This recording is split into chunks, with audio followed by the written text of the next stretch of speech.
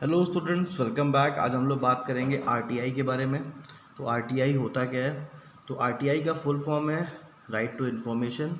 ठीक है, ये एक एक्ट बनाया गया है जिसके थ्रू हमको राइट मिलता है कि हम किसी भी गवर्नमेंट ऑर्गेनाइजेशन के बारे में अगर जानना चाहते हैं तो उसके बारे में हम एक एप्लीकेशन लिख के जो उसका प्रोसीजर है उसको फॉलो करके जान सकते हैं। तो ये हुआ क्यों, आरटीआई की ज़रूरत क्यों पड़ी? तो देखिए, जैसा कि हम लोग जानते हैं, शुरू में बहुत सारे करप्शंस के मामले आ रहे थे। ठीक है, तो 2005 में ऐसा देखा गया कि करप्शन के मामले बहुत ज़्यादा बढ़ गए थे।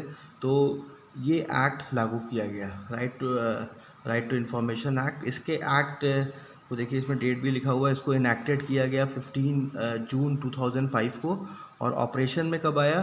13 अक्टूबर 2005 में। तो ये डेट बड़ा इंपॉर्टेंट है। तो पहले तो आपको जब भी एग्ज़ाम में आरटीआई पूछता है तो आपको आरटीआई का फुल फॉर्म लिखना है, और दूसरा आपको इसमें ये लिखना है कि इस एक्ट ने हमको पावर दी, जैसा कि लिखा हुआ है, this act give power to the citizen of India to access the record of the government.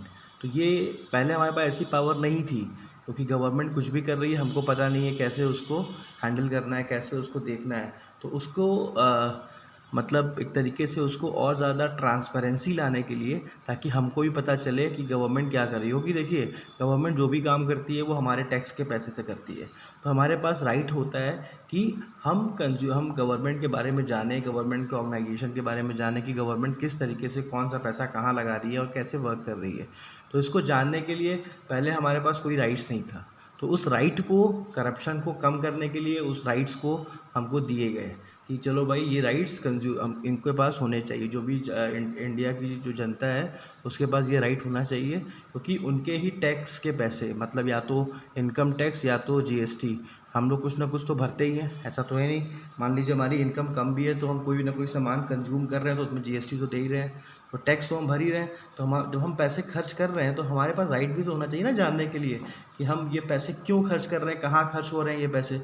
ठीक है, तो ये गवर्नमेंट इस पैसे का कर क्या रहा है, तो इसको जानने के लिए अब हमारे पास कोई पावर थी नहीं, तो उस पावर को हमको दिया गया, मतलब जनरल पब्लिक को ये पावर दिया गया। ये पब्लिक के हित में, देश के हित में ये एक्ट पास किया गया, जिसको हम बोलते हैं RTI act, right to information act.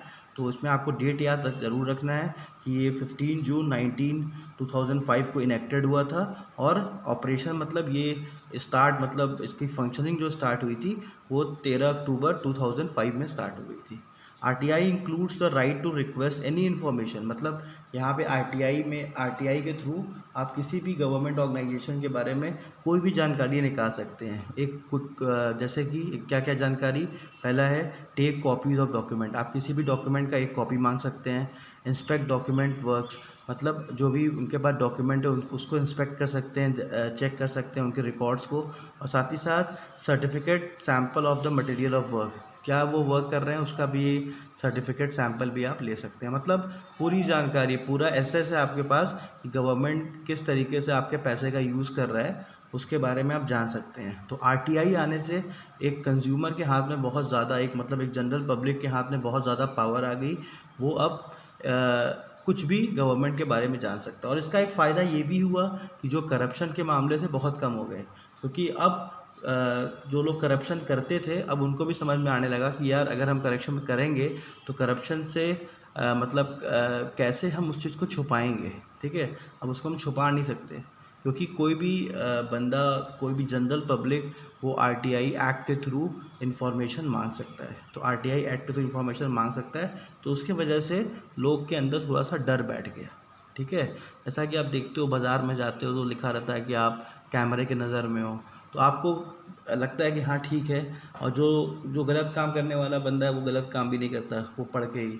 तो वैसे ही आरटीआई है। आरटीआई जब आया तो अब जो गलत काम करने वाले लोग हैं उनकी संख्या बहुत कम हो गई, क्योंकि उनको पता है कि हमको कोई भी जनरल पब्लिक हमसे पूछ सकता है कि हमने ये वर्क क्यों किया और किस लिए किया। तो इससे इन्फॉर्मेशन पब्लिक हो जाएगी, सबको इन्फॉर्मेशन पता चल जाएगी। तो इसकी वजह से काफ़ी करप्शन के लेवल में गिरावट आई है। तो आरटीआई एक बहुत ही अच्छा एक्ट है। ठीक है, तो आपको एग्ज़ाम में लिखना है तो आप यहाँ तक लिख सकते हो, मटेरियल वर्क तक, और इसमें बाकी मैंने आपको समझा ही दिया कि क्या है कॉन्सेप्ट, क्यों आया, किस लिए आया।